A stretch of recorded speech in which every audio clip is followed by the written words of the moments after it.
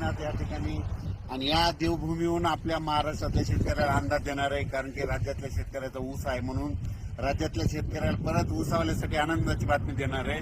राज्यामध्ये उद्या म्हणजे 17 तारखेपासून 17 मे ते 25 मे पर्यंत राज्यात पश्चिम महाराष्ट्रात मुसळधार पाऊस पडणार आहे म्हणून पश्चिम महाराष्ट्रातल्या शेतकऱ्यांनी हा अंदाज लक्षात घ्यायचा आहे। राज्यात इतर भागात देखील राज्यात सारखा पाऊस पडत राहणार आहे म्हणून हा देखील सर्व शेतकऱ्यांना अंदाज घ्यायचा आहे। पण राज्यात 17 मे पासून तर तसं तर 30 मे पर्यंत दररोज 2-2 दिवस मुक्काम करत पाऊस पडणार आहे म्हणून हा अंदाज लक्षात घ्यायचा। राज्यातल्या सर्व शेतकऱ्याला सांगू इच्छितो की हा पाऊस पूर्व विदर्भ, पश्चिम विदर्भ, दक्षिण महाराष्ट्र, उत्तर महाराष्ट्र, कोकणपट्टी, खानदेश, मराठवाडा सगळीकडे पडणार आहे म्हणून हा अंदाज लक्षात घ्यायचा।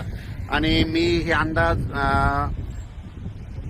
देत आहे, मी अंदाज हे बद्रीनाथच्या देवभूमीहून देत आहे म्हणून हा अंदाज लक्षात घ्यायचा। राज्यातल्या सर्व शेतकऱ्याला सांगू इच्छितो की हा पाऊस सांगायचं झालं तर पूर्व विदर्भ, पश्चिम विदर्भ, दक्षिण महाराष्ट्र, उत्तर महाराष्ट्र, कोकणपट्टी, खानदेश, मराठवाडा सगळीकडे पडणार आहे म्हणून हा अंदाज लक्षात घ्यायचा।